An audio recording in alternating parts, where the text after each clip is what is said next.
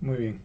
El día de hoy vamos a cubrir lo que son el tema de grafos en general, no solo de árboles como se habló la sesión anterior.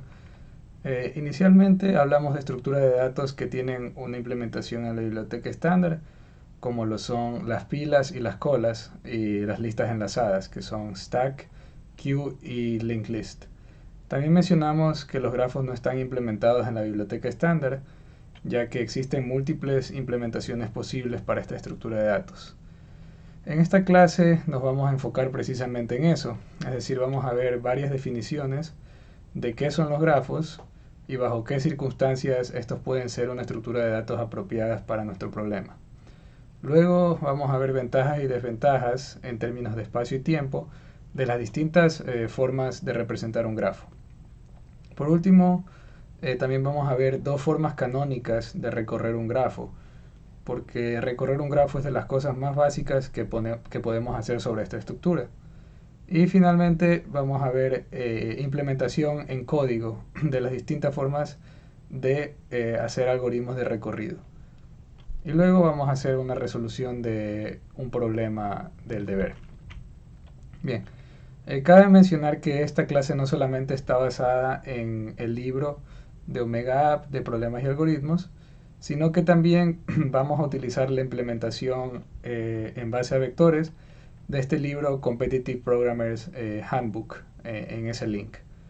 Y aparte también un poco de cosas se tomaron del libro de programación competitiva que fue dado como premio a los finalistas de la Olimpiada Nacional de Informática. Muy bien. Muchos problemas nos presentan un conjunto en el cual los pares de elementos están relacionados entre sí. Este tipo de problemas son muy estudiados en lo que es la teoría de grafos. Por ejemplo, tenemos una reunión con n invitados. Asumimos que la relación de conocer es simétrica, es decir, si un invitado A conoce a un invitado B, entonces B también conoce a A. Entonces, ¿qué nos pide el problema? Demostrar que hay al menos dos invitados que tienen igual número de amigos o conocidos en la reunión. Entonces, ¿por qué este problema se puede representar con grafos? Pues cada persona puede ser representada por un nodo. En este caso todavía no definimos nodo, pero cada persona puede ser un nodo. Y la representación de conocerse puede ser representado como una línea que une a esos pares de nodos o personas. Entonces la definición informal que surge de este ejemplo es que un grafo puede ser un conjunto de vértices, puntos o nodos, en el cual en algunos vértices pueden estar unidos por líneas a las que llamamos aristas.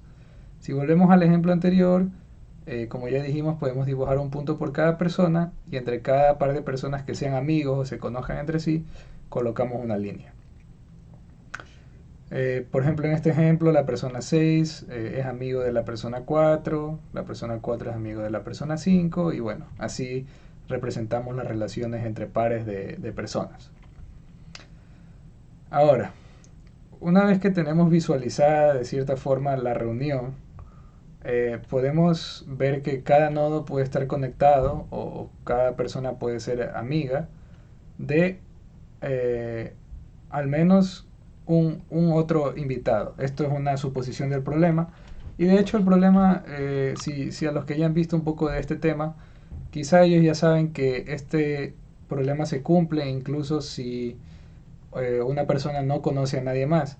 Sin embargo, para hacerlo más simple, vamos a asumir que cada persona tiene por lo menos un otro amigo o invitado conocido, perdón, en la reunión.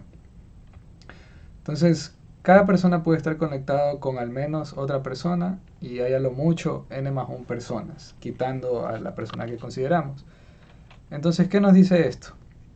Nos dice que el número de amigos o conocidos de cada persona va desde 1 hasta n-1. Entonces, como cada persona puede tener a lo mucho n-1 números distintos de conocidos, y hay n personas por el principio de las casillas, al menos dos personas siempre deberán tener el mismo número de conocidos. ¿Ya? Esto es un principio de las casillas, es un principio conocido en las matemáticas que estamos aplicando aquí. Ahora, los grafos no solamente se pueden utilizar en este tipo de problemas donde se tienen reuniones y amigos, ¿no? Sino que se puede generalizar a cualquier situación en la cual involucren relaciones entre pares de elementos. Por ejemplo, pueden ser carreteras, circuitos eléctricos, hay aplicaciones también a tuberías de agua y redes sociales. Eh, claro, entonces, si eres observador, entonces quizá ya te diste cuenta que las listas enlazadas, por ejemplo, son un caso particular de un grafo. De hecho, son casos particulares muy específicos de lo que es un árbol. Y los árboles, también por definición, son grafos. Entonces, otra cosa que hay que notar es que no importa cómo se dibujan los grafos, ¿ya? O sea, solamente importan qué pares de vértices están unidos. Es decir, en eso diferenciamos aquí de lo que es la geometría euclidiana, donde los puntos y las líneas entre los puntos determinan distintas figuras. Aquí, como ven en este ejemplo, tenemos dos grafos que se ven súper distintos en el sentido geométrico, pero que en realidad representan el mismo grafo, porque los pares de elementos que están unidos realmente son los mismos en ambos. Entonces, dicho esto, podemos definir formalmente lo que es un grafo, que en realidad un grafo es un par ordenado de dos conjuntos. Conjunto B de vértices y conjunto A de aristas.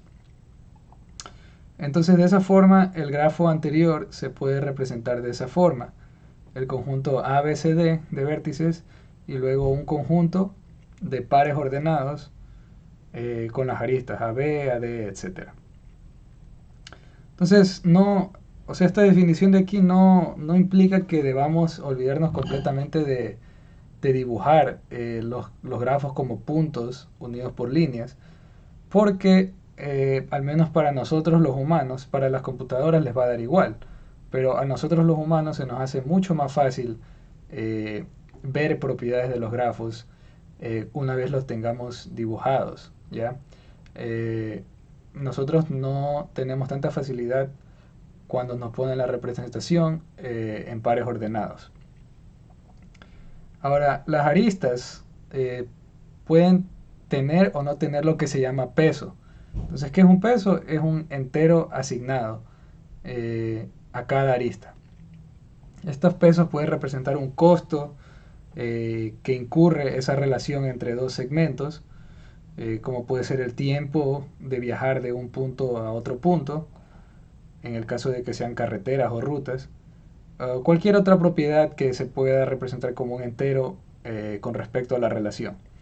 Entonces, para esta clase no vamos a considerar los pesos, pero es fácil extender la implementación que vamos a ver hoy de grafos para incluir los pesos también. Y más adelante quizá veremos algoritmos que se enfoquen en tratar estos pesos.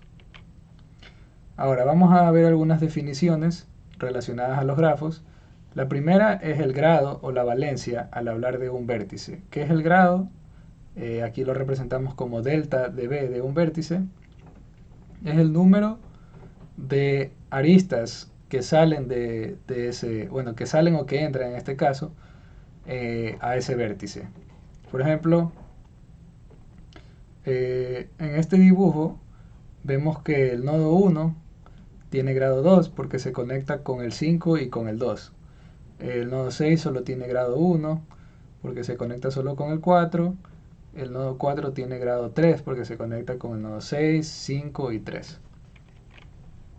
Ahora, otra definición importante es el concepto de digrafo o grafo dirigido, en el cual las aristas tienen dirección. O sea, ¿qué quiere decir eso? Que una arista entre B sub I y B sub J o B y W no necesariamente implica que haya una arista entre B sub J hacia B sub I. ¿Ya? Entonces aquí vemos un ejemplo en el cual claramente las aristas tienen una dirección especificada. Es decir, se puede ir de A a B en el ejemplo, pero no se puede ir de B hacia A. Entonces, ¿qué implica eso con nuestra definición formal? La definición formal implica que las aristas no son conjuntos simplemente, sino de hecho son pares ordenados. Y nosotros vamos a hacer que esas aristas sean pares ordenados. Es decir, incluso si tenemos un grafo no direccionado, la clave va a ser que si queremos representar un grafo no direccionado, vamos a tener que añadir la arista BW y la arista WB al grafo para representar que ese grafo no es direccionado. Ahora, también una vez que tenemos esta estructura básica que hemos definido, podemos ver que hay varias propiedades interesantes. De hecho, el problema que vimos al inicio es una de ellas y ya la demostramos. Entonces la enunciamos aquí con respecto a los grados de los vértices. Entonces, sea G un grafo que no contiene bucles en sí mismo, o sea, A, no es una arista. Entonces existen dos vértices U y B que tienen exactamente el mismo grado. Como ya dijimos, y esto ya lo demostramos, ahora tenemos como consecuencia la siguiente propiedad. La siguiente propiedad o teorema nos dice que si tenemos un grafo, entonces la suma de los grados de todos los vértices es exactamente el doble de la cantidad de aristas de los vértices. ¿Por qué ocurre esto? Ocurre por un argumento que se puede llamar como conteo doble. Es decir, al sumar los grados de todos los vértices uno por uno, cada arista la estamos contando exactamente dos veces. Una por cada extremo, o sea, una arista UV se cuenta una vez al contar el grado de U y otra vez adicional al contar el grado de B. Por lo tanto, la suma total es el doble de la cantidad de aristas. Y como corolario final a este teorema, tenemos que la cantidad de vértices de grado impar es par. ¿Por qué ocurre esto? Porque la suma de todos los grados individuales es par. Entonces, si expandimos esa suma en distintos sumandos, necesariamente existe una cantidad de sumandos impares. De otra forma, la suma no sería par. Ahora, vamos a ver un poco sobre la implementación de los grafos, porque aquí es donde nosotros no nos queremos quedar solo con la definición matemática. O sea, podemos hacer un montón de cosas solo con la definición de pares ordenados, y de hecho la matemática se dedica a eso. Todo lo que es en combinatoria de los temas de grafos simplemente usan la noción de vértices y aristas. Pero nosotros queremos ser capaces de representar estos vértices y estas aristas en una computadora para poder escribir algoritmos y resolver problemas sobre estas estructuras. Entonces vamos a presentar las tres formas más usadas de representar grafos, que son matriz de adyacencia, se puede representar como lista de aristas, y por último la forma por defecto que vamos a usar de aquí en adelante es la lista de adyacencia. Pero todas tienen sus pros y sus contras, como vamos a ver. Entonces, matriz de adyacencia. Quizá la matriz de adyacencia es la forma más simple, porque simplemente es una matriz booleana de B filas con B columnas, donde B es la cantidad de vértices, y cada entrada en la matriz, o sea, puede ser verdadero o falso o 0 o 1. Si es 1, implica que existe una arista desde el vértice sub i al vértice sub j. Ahora, ¿qué es importante aquí en la matriz de adyacencia? Es que si queremos representar un grafo que sea no direccionado, entonces sí o sí la entrada ij tiene que ser igual a la entrada ji.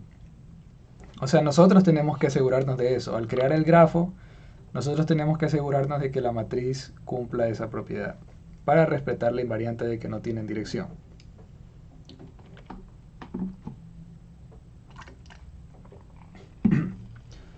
como les decía, es la forma más simple de representar un grafo. Sin embargo, tiene un poco de desventajas, ¿ya? ¿Por qué? Porque toma memoria cuadrática en la cantidad de vértices, ¿ya? Y puede resultar un poco lenta. Entonces, ¿en qué caso realmente esto es una desventaja? Porque imaginemos el caso de que tenemos un montón de nodos, ¿ya? Muchos nodos, pero realmente pocos de esos nodos están conectados entre sí. Entonces, ¿qué pasaría en una matriz donde tenemos muchos nodos y pocos están representados entre sí, conectados entre sí? Ocurriría que un montón de estas entradas terminarían siendo ceros, pero igual ocupan espacio, o sea, el cero también ocupa un espacio. Entonces, en realidad, en ese caso, estamos desperdiciando memoria. De hecho, en todos los casos estamos desperdiciando memoria porque a menos de que el grafo sea completo, es decir, el grafo tenga conexiones entre todos los nodos, siempre va a haber entradas que sean cero y que nos están ocupando memoria. Ahora, en C++, una implementación simple de matriz de adyacencia puede ser como un arreglo en dos dimensiones, donde las dimensiones simplemente es el número de vértices. Entonces aquí tenemos como escribir en código, es solamente una línea de código y ya. Ahora, seguimos con la siguiente implementación, que es la lista de aristas. Entonces, ya vimos cuál era el principal problema de la matriz de adyacencia, que era el desperdicio de memoria en la mayoría de los casos cuando tenemos ceros en la matriz. Entonces, ¿cuál es el otro extremo, no? O sea, ¿cuál sería el otro extremo para evitar desperdiciar esa memoria? El otro extremo es de que nosotros solamente guardemos una lista de aristas de nodos conectados. ¿Por qué este es el otro extremo?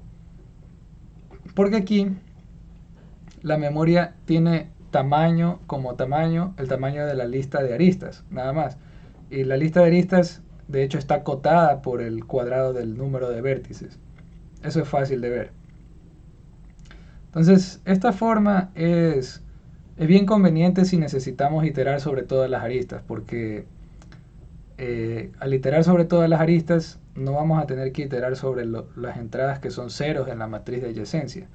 Nos estamos ahorrando toda esa memoria. Sin embargo, tiene una desventaja bien importante, que es que no es conveniente si necesitamos enfocarnos en las aristas de un nodo en particular. ¿Por qué? Porque no podemos acceder en forma constante a esa lista de aristas para un nodo en particular. Por ejemplo, en esta representación, si quisiéramos acceder, bueno, en este caso están ordenadas, entonces es un poco más fácil para ciertos nodos. Pero por ejemplo, para el nodo 9, ya el nodo 9 se encuentra al final. Por ejemplo, ¿por qué es fácil para ciertos nodos? Por ejemplo, para el nodo 0, como están ordenadas en base a la primera componente, vemos que todas las aristas incidentes al nodo 0 están al inicio. Entonces ahí podemos iterarlas linealmente. Sin embargo, para el nodo 9, ven que la primera arista que une al 9 es la arista 1,9. Y no hay ninguna otra que esté cerca de ella. De hecho, la siguiente arista es 4,9, que está a muchos lugares más allá. Y luego al final está 7,9. Entonces, si quisiéramos obtener todas las aristas del nodo 9, tendríamos que iterar sobre toda la lista de aristas. Y esto es algo que nosotros... depende del problema, claro. O sea, si el problema lo pide o los algoritmos con los que estamos trabajando piden eso, que generalmente sí lo piden, entonces esta representación no va a ser conveniente. Solo es conveniente si necesitamos iterar sobre todas las aristas. Bien, entonces, ¿cómo representaríamos una lista de aristas? En C++, podemos utilizar un vector en lugar de una standard list, ¿ya?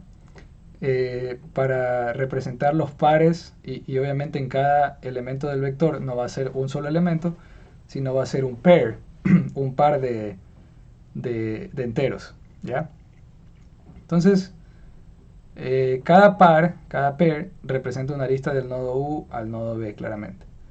Y si las aristas no tienen dirección, como dijimos hace un rato, va a ser necesario sí o sí añadir tanto V, o sea, el par V, como el par BU. Ahora aquí es importante entender algo, ¿ya? Es que nosotros buscamos la representación más compacta que nos da la funcionalidad requerida. O sea, aquí podríamos haber implementado un grafo usando lo que son clases que vimos en una clase anterior, con métodos y miembros y todo eso, y tendríamos la misma funcionalidad. Y quizás sea más fácil de mantener a largo plazo y tenga mejores abstracciones y todas esas propiedades que vimos.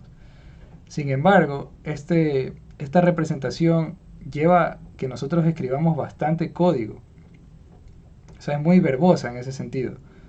Y nosotros no necesariamente queremos escribir tanto código en un concurso. Por eso, para programación competitiva, lo que vamos a hacer es tratar de buscar representaciones lo más compactas posibles que nos den la funcionalidad que nosotros queremos. Y lo mejor es que podemos usar estructuras como lo son el vector o el par, que ya están implementadas en la librería estándar. Muy bien. Ahora, vamos a lo que es el término medio entre estas dos representaciones, que es la representación por lista de adyacencia. ¿Qué es una lista de adyacencia? Son B listas enlazadas, o sea, si el tamaño de la cantidad de vértices es B, entonces tenemos una para cada lista enlazada para cada vértice. Entonces cada lista va a constar de los nodos que están unidos a B por medio de alguna arista. La ventaja fundamental, como ya se imaginarán, de la lista de adyacencia sobre la matriz de adyacencia es que las listas de adyacencias requieren la suma de A más B. ¿Por qué? Porque cada arista se cuenta exactamente 2 veces y cada vértice ocupa un lugar en la... Se tiene una lista por cada vértice, ¿ya? Entonces, en ese sentido tenemos menos memoria que la matriz de adyacencia. Sin embargo, sí usamos más memoria que la lista de aristas. En el caso de que tenemos muchos vértices sin aristas, porque ocupamos espacio por cada vértice, ocupamos una lista vacía por cada vértice, y una lista vacía igualmente sigue siendo una entrada en la lista general. Pero esta representación sí tiene la ventaja sobre la lista de aristas en la que aquí podemos obtener la lista de aristas incidentes a un vértice en tiempo constante. Simplemente accedemos a la entrada en ese vértice, como vamos a ver. Luego obviamente vamos a tener que iterar, pero ya podemos acceder a la lista en tiempo constante.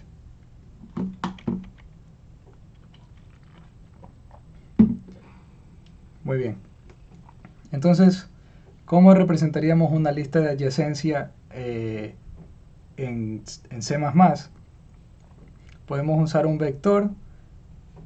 Realmente lo que vamos a usar aquí es un arreglo de vectores, ¿ya? Es un poquito nuevo este tipo de representación. Sin embargo, va a tener mucho sentido cuando veamos qué es el vector y qué es el arreglo. Entonces, el vector representa la lista de adyacencia para cada nodo, ¿ya? ¿Y por qué usamos vector y no usamos un arreglo? Y esto es crucial para entender esta representación. Es porque no todas las listas necesariamente van a tener el mismo tamaño.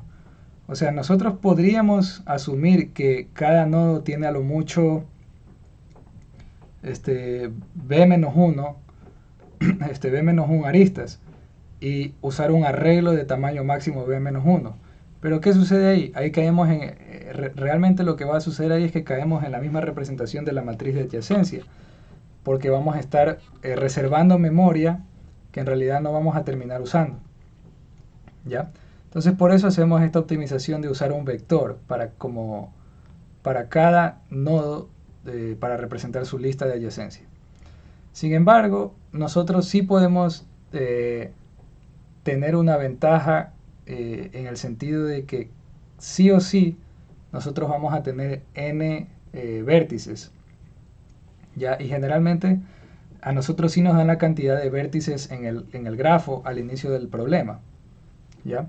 Entonces, por eso, para poder acceder a cada una de las listas adyacentes en tiempo constante, cogemos todas esas listas adyacentes y las guardamos en un arreglo de tamaño n, donde el índice de cada una de esas listas adyacentes representa a cada nodo en sí, ¿ya? Entonces, nosotros vamos a preferir las listas de adyacencias siempre en los problemas. Siempre vamos a preferir esta implementación, a menos de que determinemos que el problema tiene una cierta estructura particular en la cual una matriz de adyacencia sea más útil, que sí lo hay. O sea, no es que la matriz de adyacencia gasta memoria de por gusto, como quien dice, sino que sí hay problemas en los cuales resulta siendo más útil, y también hay problemas, como ya vimos en el caso en el que necesitemos iterar sobre todas las aristas, en los cuales la representación por lista de aristas puede terminar siendo más eficiente. Pero preferimos las listas de adyacencias en general.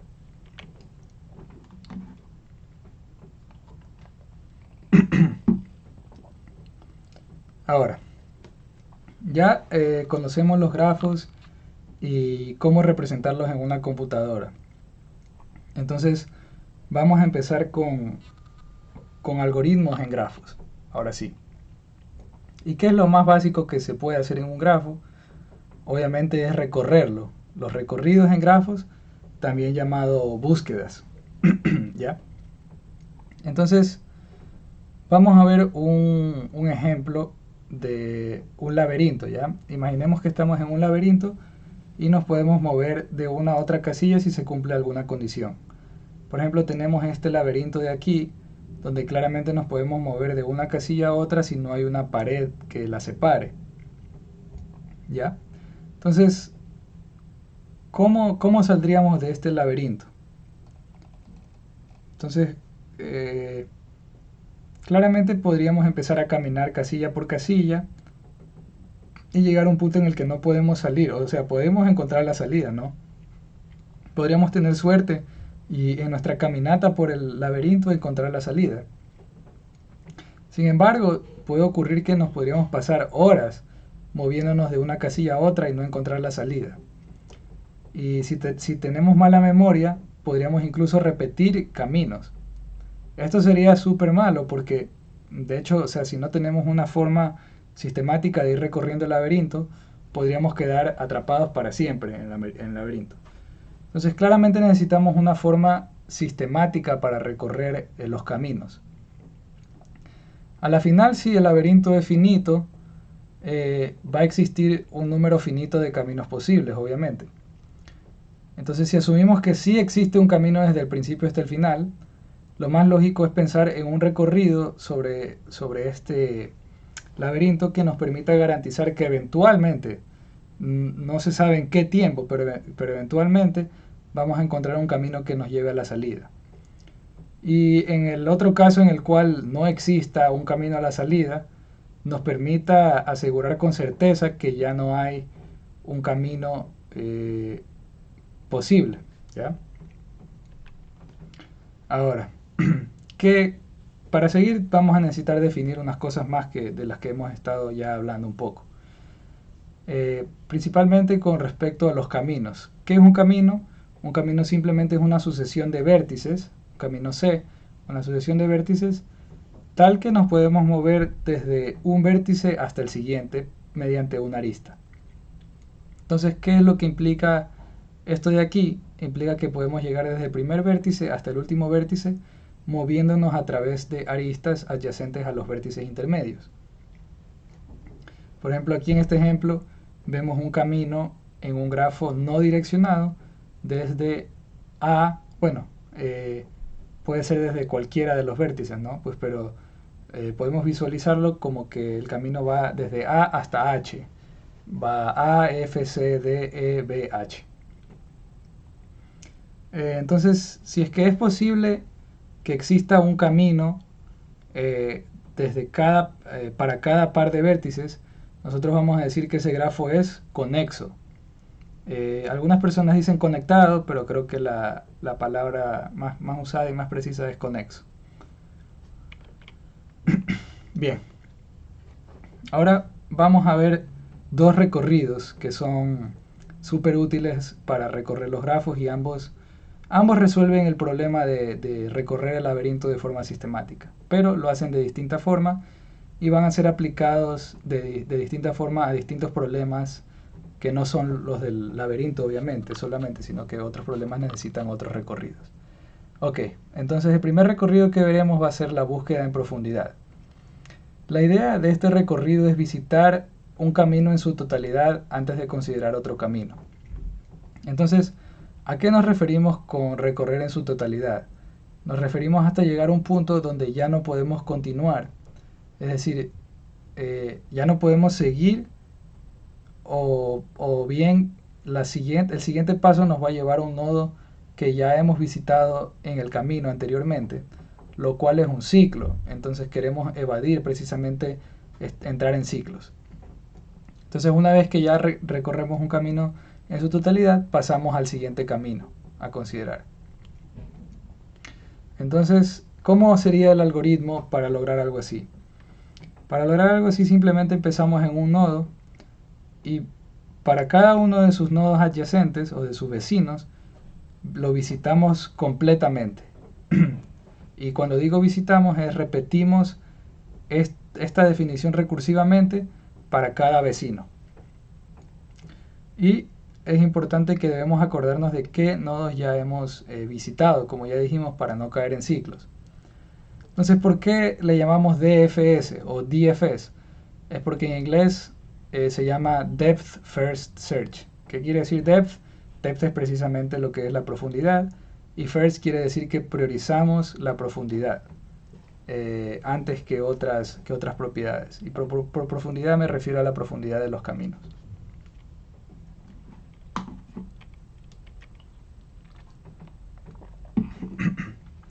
Bien, entonces vamos a ver un ejemplo de cómo operaría una búsqueda de profundidad en un grafo en particular. Entonces tenemos este grafo de aquí donde empezamos en el nodo 1. El nodo 1, aquí tenemos una opción, ¿no? Podemos ir hacia el nodo 4 o hacia el nodo 2.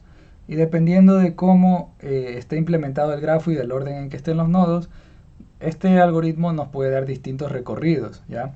No es que el algoritmo es totalmente determinado por el grafo en sí, sino que va a depender del orden. Pero el punto aquí es que se recorre el grafo en su totalidad, obviamente. No es que van a quedar nodos sin recorrer, sino que el orden en el que recorremos puede variar. Bien, empezamos en el nodo 1 y visitamos su primer vecino, que es el nodo 2. Luego desde el nodo 2 vamos a su primer vecino, que es el nodo 3. Obviamente no volvemos al nodo 1, pues este ya fue visitado. Estando en 3, visitamos al nodo 5. No volvemos al 2 porque ya fue visitado. Cuando llegamos al 5 nos damos cuenta de lo siguiente. Nos damos cuenta de que sus vecinos, que son 2 y 3, ya han sido visitados, ¿ya? Entonces ya no consideramos el nodo 5. Regresamos, como quien dice, regresamos hacia atrás, hacia el nodo 3. En la recursión, el nodo 3 ocurre lo mismo, ya visitó al 5 y ya visitó al 2. Regresamos al nodo 2, el nodo 2 ya visitó al 3 y al 5. Entonces finalmente regresamos al nodo 1. Y el nodo 1 sí tiene todavía un vecino que no ha cubierto por ninguno de los caminos, que es el nodo 4. Entonces procedemos a visitar al nodo 4. Y aquí termina la búsqueda, pues todos los nodos ya fueron visitados. Ahora, a nosotros nos interesa la complejidad de espacio y tiempo de estos algoritmos.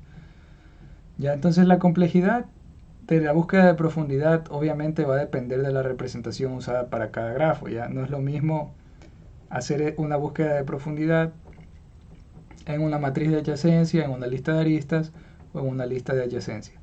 Sin embargo, vamos a considerar la complejidad en una lista de adyacencia porque es la representación por defecto que estamos usando.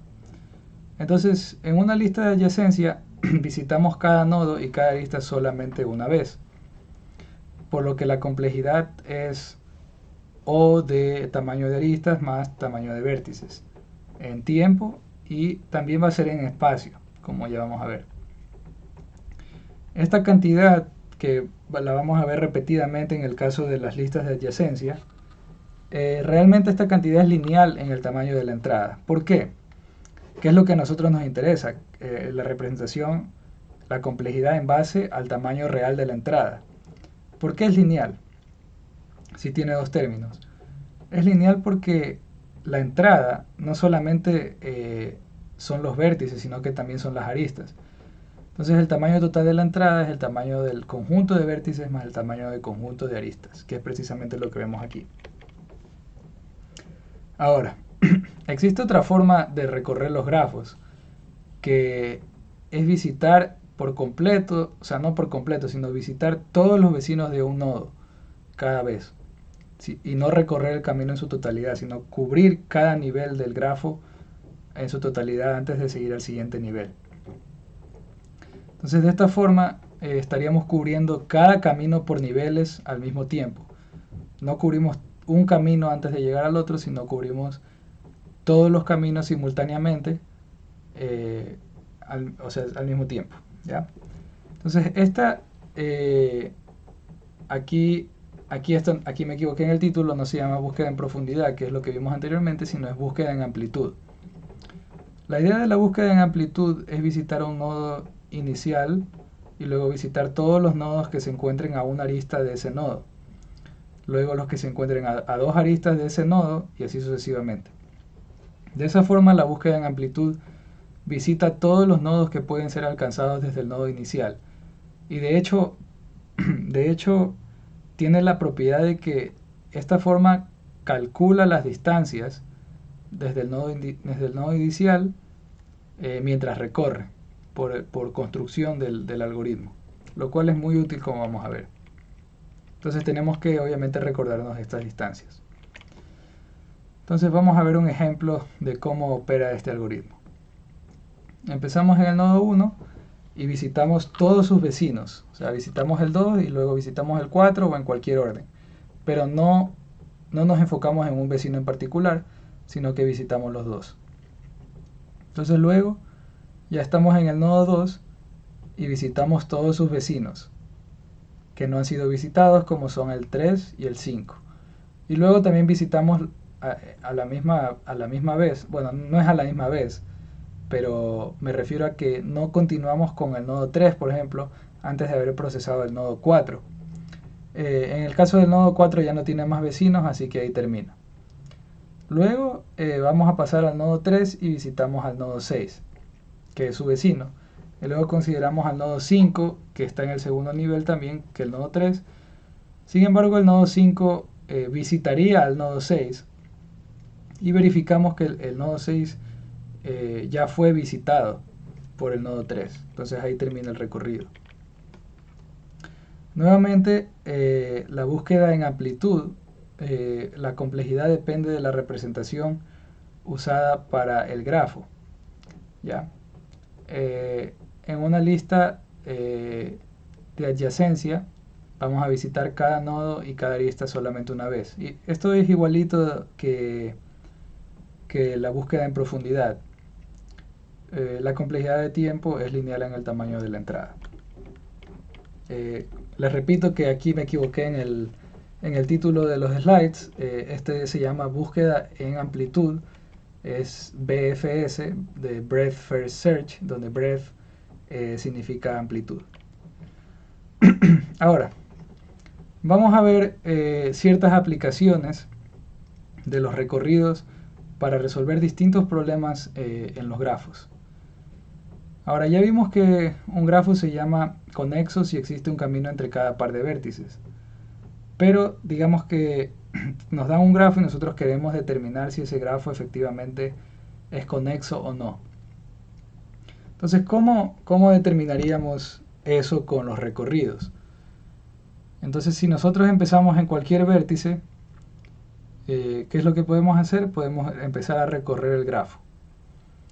Si al final de ese recorrido llegamos y visitamos todos los nodos del grafo, entonces el grafo sí es conexo. Caso contrario, ya no va a ser conexo porque el recorrido garantiza que llega a todos los nodos adyacentes, o sea, que tienen un camino hacia el nodo inicial. Por ejemplo, en este caso, en este ejemplo en particular, tenemos un grafo desconectado. De hecho, este grafo, eh, claro, no es un grafo conexo. Entonces, si empezamos el recorrido en el nodo 1, vamos a llegar a los nodos 3 y 4. Y obviamente se quedó sin visitar los nodos 2 y 5. Entonces ya podemos determinar que no es conexo. Y algo importante es que aquí no importa el recorrido que usemos. Podemos utilizar el recorrido de amplitud o el recorrido en profundidad y no va a haber diferencia. Ambos tienen la misma complejidad de tiempo y ambos garantizan que se llega a todos los nodos en la misma componente conectada.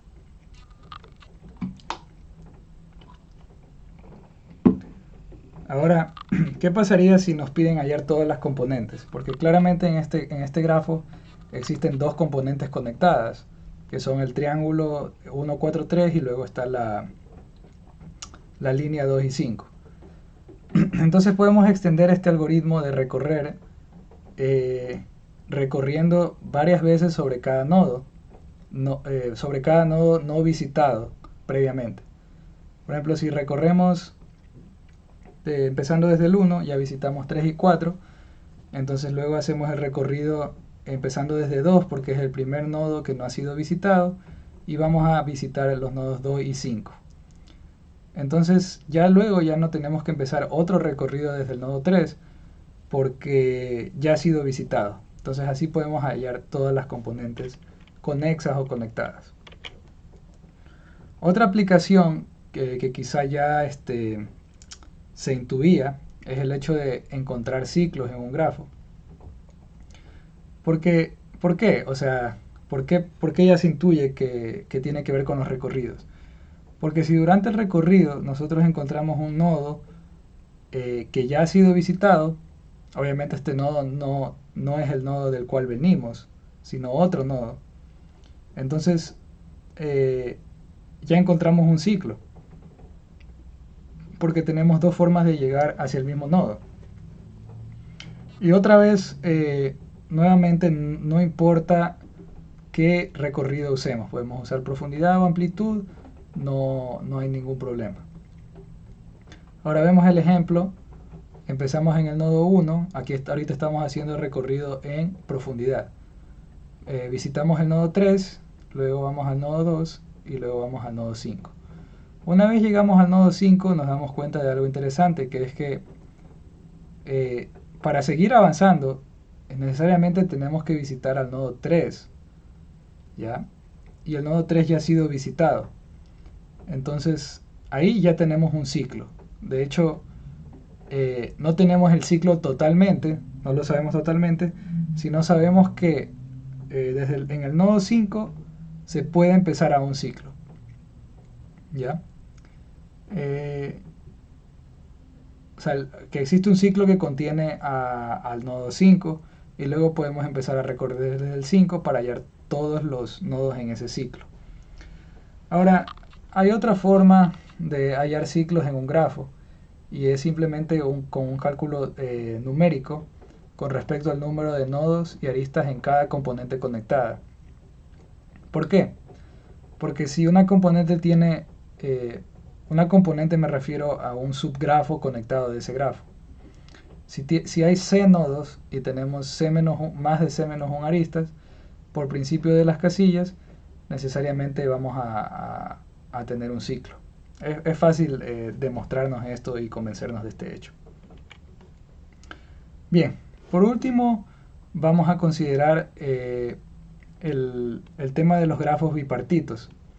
Entonces, ¿qué es un grafo bipartito? Un grafo bipartito es un grafo en el cual sus nodos pueden ser coloreados usando dos colores, de tal forma que ningún par de nodos adyacentes, o sea, ningún par de nodos que estén conectados, tengan el mismo color. ¿Ya? Entonces, ¿cómo podemos determinar si un grafo es bipartito?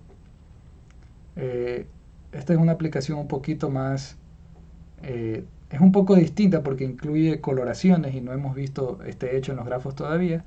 Sin embargo, vamos a ver que es fácil determinar si un grafo es bipartito recorriendo el grafo. ¿Cómo lo vamos a hacer? Lo vamos a hacer coloreando alternadamente los nodos que vamos encontrando en el recorrido. Entonces, empezamos coloreando el primer nodo azul, de azul por ejemplo, si usamos azul y rojo, y lo que vamos a hacer es que todos los vecinos del nodo azul los vamos a colorear de rojo.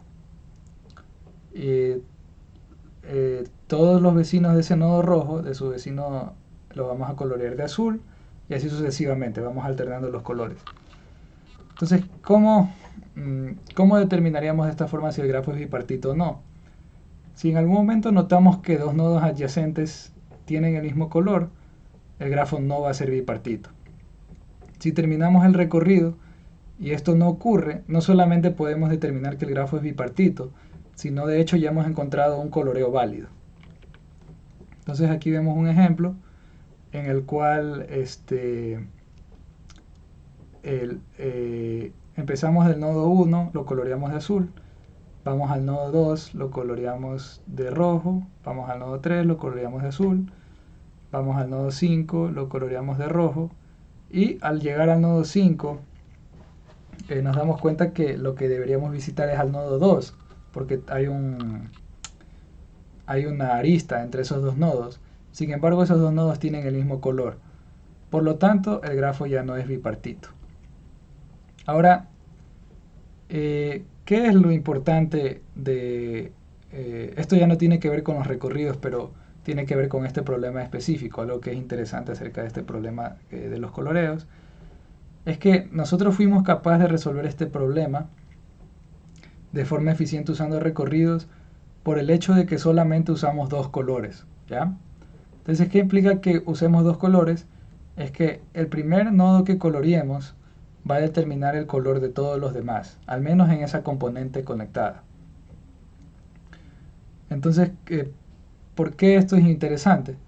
Porque si usáramos tres colores o más, es decir, el caso general con K colores, no se conocen algoritmos eficientes. Con eficientes me refiero a una complejidad polinómica y no exponencial. No se conocen, no es que no existan, no se conocen algoritmos eficientes que determinen si un grafo puede ser coloreado con K colores, tal que no hay nodos adyacentes que tengan el mismo color. Entonces, el hecho de que no se conozcan algoritmos eficientes, y obviamente hay unas demostraciones para ello, para la definición de NP completo. NP completo es una clase de problemas para los cuales no se conocen algoritmos con complejidad polinómica y un montón de otras cosas, ¿ya? Pero no vamos a entrar a eso, solamente les comento algo interesante acerca de este problema de los coloreos. Muy bien, vamos a seguir con la implementación en código. Vamos a ver la implementación en código de los recorridos en una lista de adyacencia, y vamos a ver una aplicación del recorrido de amplitud a un problema del deber.